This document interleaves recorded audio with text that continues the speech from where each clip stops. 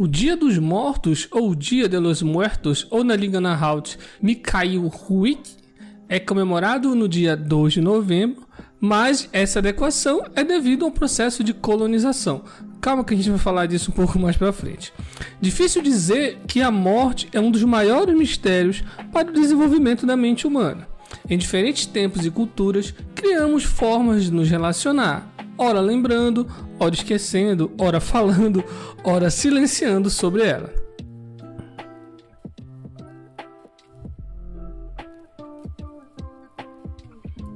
Mas os povos da Mesoamérica, ou os Nahuatl, ou os maias e os astecas, ou também conhecidos como os mexicas, são os que certamente têm mais influência na visão como os mexicanos hoje lidam e se relacionam com a morte.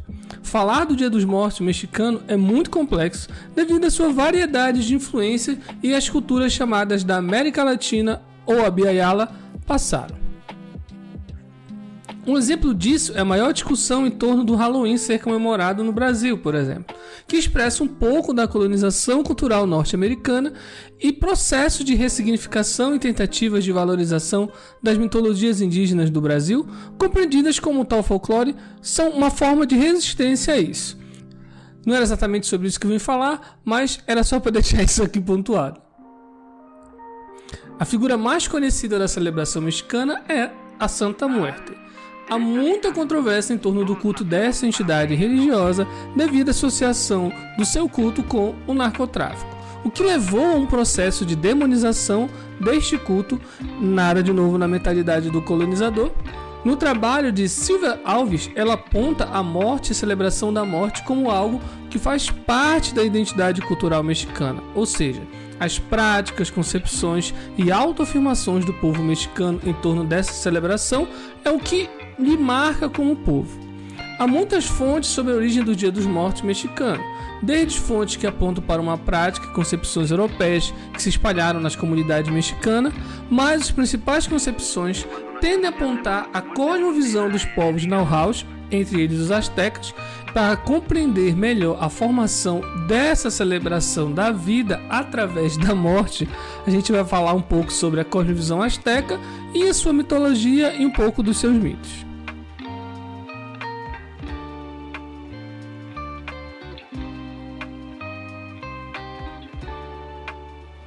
Na religiosidade popular mexicana, a percepção do sagrado e do profano da morte é um traço fundamentalmente importante para o mundo dos mexicanos e modula de forma significativa o seu caráter, fenômeno proveniente do pensamento asteca. A dualidade vida ou morte faz parte do ciclo fundamental vital da percepção de mundo asteca. Essa dualidade para a cultura mexicana aparentemente tem sua origem nos ciclos naturais fundamentais para a agricultura. A agricultura do México conta com duas temporadas principais, a temporada de chuva e a temporada de seca. E com isso, os povos agrícolas observavam como em uma estação as plantas morriam para depois nascer e reverdecer outra vez. Os mexicas entenderam que a morte e a vida são indissociáveis, ou seja, para que haja vida, tem que haver a morte. E essa relação de dualidade relacionada à produção agrícola acabou se estendendo em outros aspectos da cultura dos astecas, como por exemplo os calendários religiosos. O calendário solar é um dos mais conhecidos dos astecas. As práticas agrícolas acabaram direcionando os astecas à elaboração de um calendário que estabeleceu diferentes festividades para celebrar distintos deuses relacionados à água, à fertilidade, à agricultura e desse modo assegurar uma colheita abundante. Tanto que, antes da invasão europeia, as festas de celebração dos mortos elas se concentravam entre o dia 8 e 28 de agosto. Estava relacionada à esperança de uma colheita do milho, da abóbora, do grão de bico, do feijão e entre outros vegetais.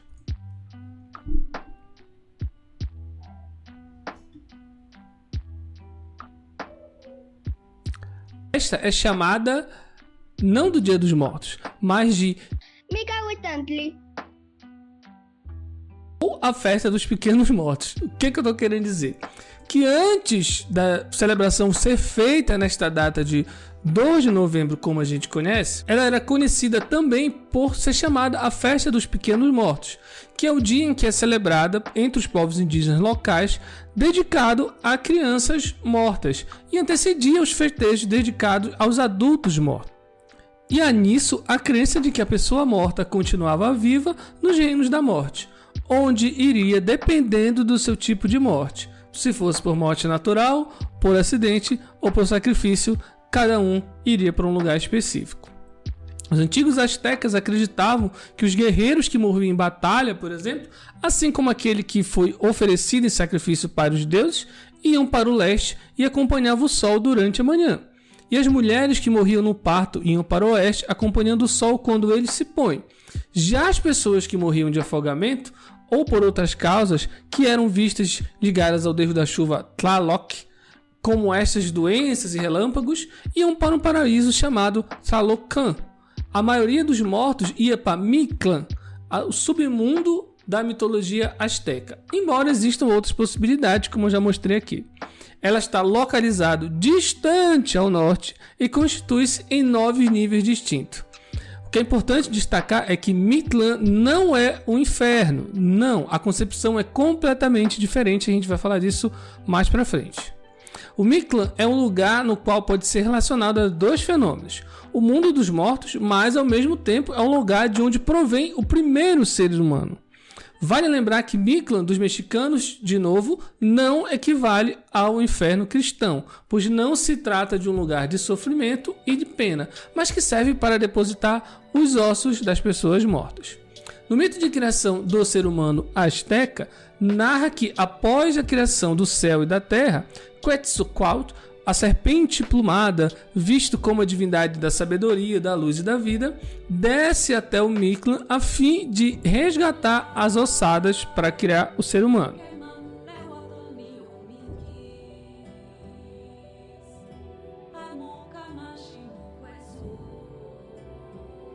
Em Mictlán, no Reino dos Mortos, era o domínio de Mictlantecutli e Mictlantecutli, Senhor e Senhora da Morte. E Quetzalcoatl desce nesse lugar com seu know-how, ou seu animal companheiro, ou seu familiar, na forma canina de Itzcuintli. Eu quero que vocês guardem este nome e esta forma, uma forma canina da serpente plumada, que consola e aconselha o Quetzalcoatl, que fica chorando porque ele deixou cair os ossos para criar os seres humanos, porque ele foi trapaceado. Mas aí o seu cachorro, o seu narral, o Itzcuintli, ele fala para ele não se preocupar, que mesmo misturado, os ossos poderiam ainda assim servir para a criação do ser humano. Por que eu falei para vocês guardarem isso? Lá no filme chamado Viva a Vida é uma Festa, o cachorro do Miguel, não sei se vocês repararam, ele é o único que consegue ver os mortos e atravessar para o mundo dos mortos, que lá aparece representado como uma grande cidade ou várias cidades, ou várias pequenas cidades dentro de uma cidade. Mas o grande ponto é, o cachorro ali representaria o animal ligado ao deus da luz, ao deus da sabedoria, Quetzalcoatl, esse que está aparecendo aí, e por isso este cachorro tem um papel tão especial, ou parece não estranhar a presença dos mortos, nem o mundo dos mortos. E falando de referência a essas divindades astecas, Mictlantecutli é a primeira entidade que aparece para o personagem Constantine na graphic novel e animação Cidade dos Demônios, ambos de 2012 e 2018, respectivamente.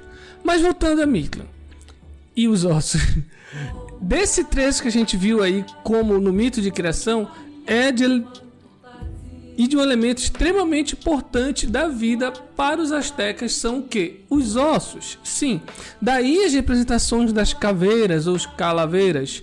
Os esqueletos existem nas mais diversas formas, desde a culinária, com as chamadas calaveritas de açúcar, que levam o nome do morto em suas testas, ou no famoso pão de muerto, que tem o formato de um defunto, ou ainda com as diversas catrinas e catrines, que são esqueletos vestidos com suas indumentárias. A gente viu como algumas concepções antes da invasão europeia dos povos narraus, principalmente os astecas ou mexicas, influenciaram a cultura mexicana. Quando se fala desse evento nacional, e também como nas mitologias desses povos, os ossos humanos possuem uma simbologia muito importante. Agora vamos falar dos elementos ritualísticos dentro dessa celebração. Você pode achar que o Dia dos Mortos se resume a caveiras bonitinhas de açúcar ou de pintar o rosto com uma catrina.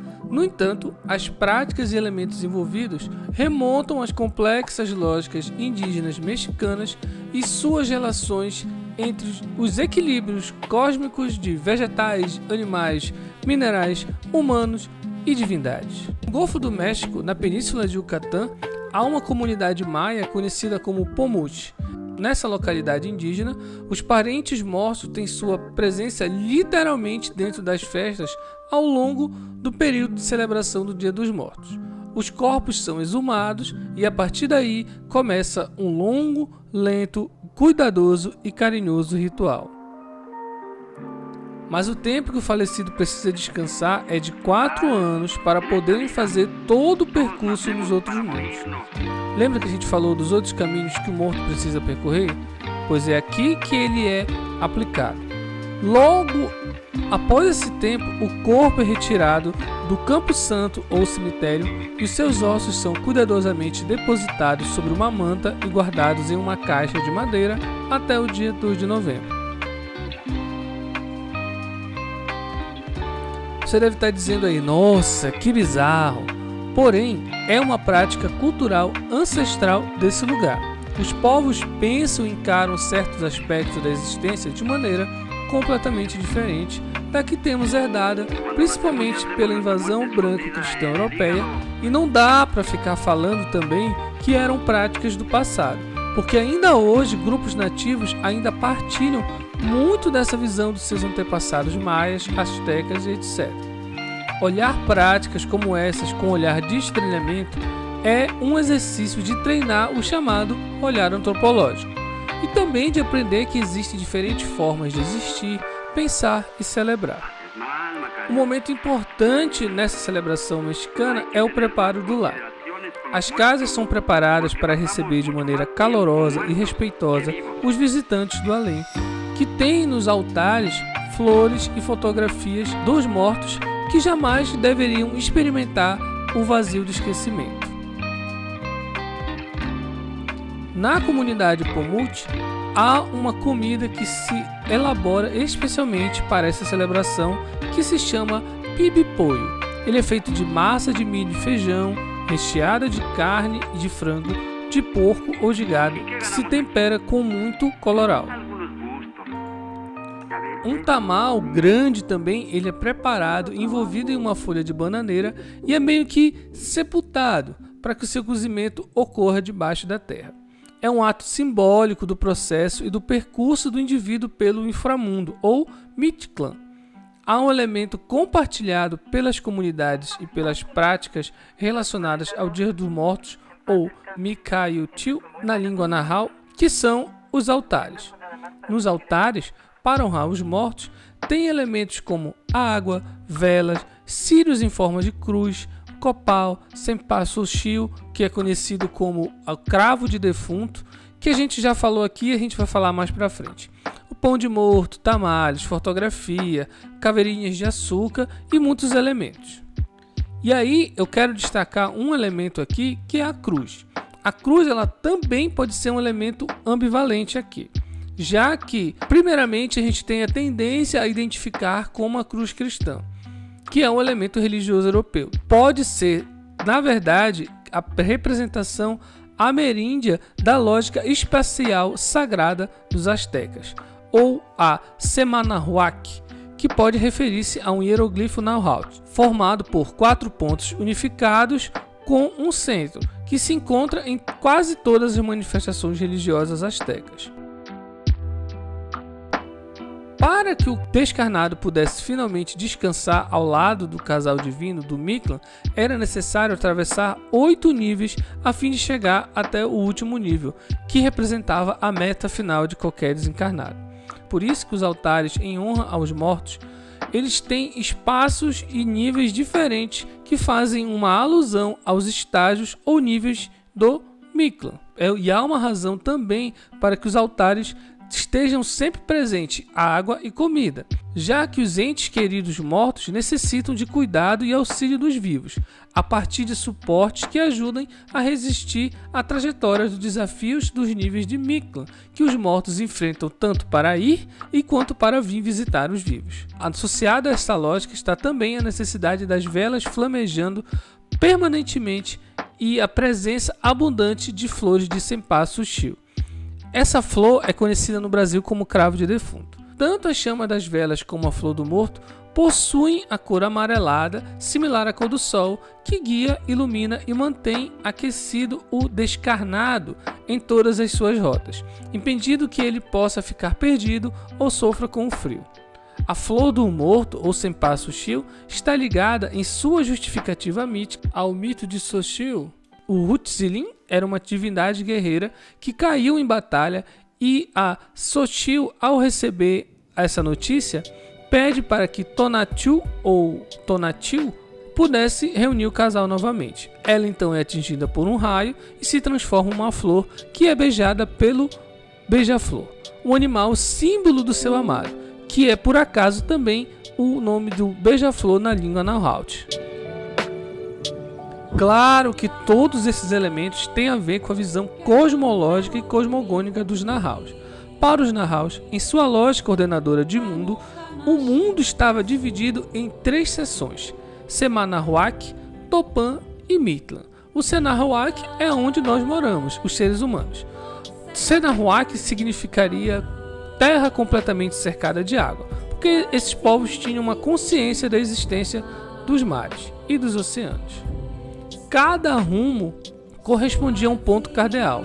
O rumo do norte era a região da infertilidade, o rumo do sul era da abundância e da vida, o rumo leste ou branco é onde nasce a vida divina, porque é a região de luz solar, e o rumo ao oeste é o vermelho ou a casa do sol.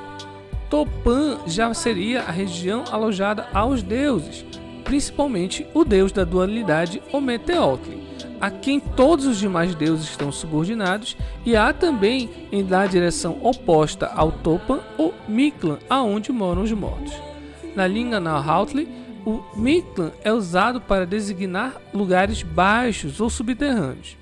A criação para esses povos são fruto dos sacrifícios dos próprios deuses e deusas. Por isso que no passado as práticas do sacrifício eram difundidas e consideradas uma prática comum e visto como um ato divino.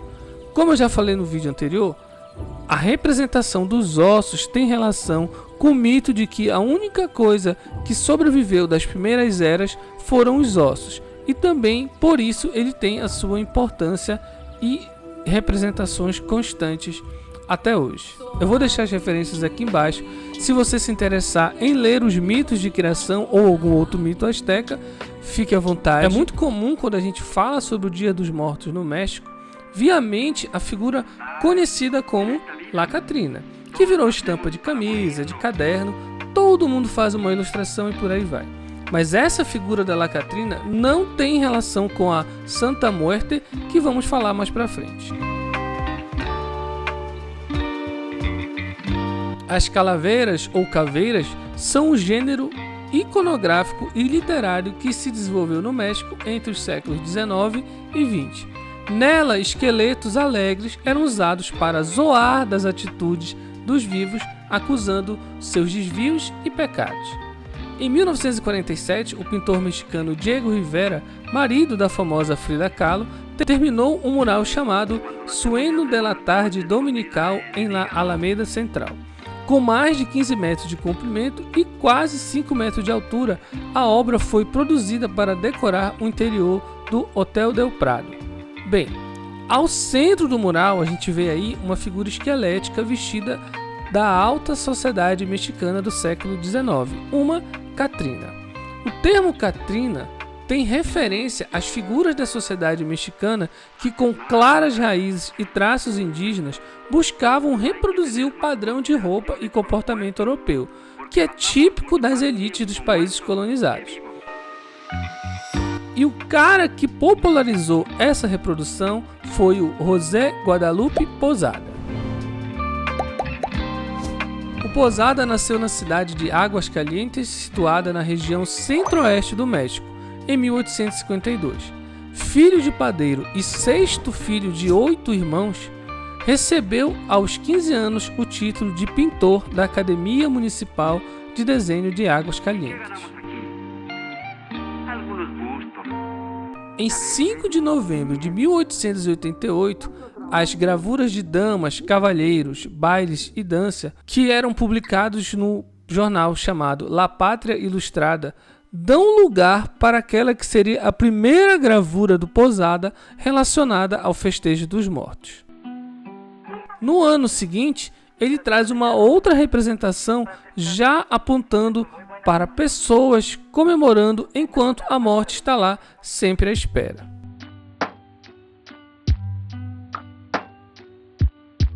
E é essa representação que acaba se espalhando pelo imaginário e que representa muito do que tínhamos falado sobre o esqueleto e os ossos e a sua representação como a coisa mais básica do ser humano na concepção asteca, sendo aquilo que o deus Quetzalcoatl vai buscar no Mictlán para criar o ser humano.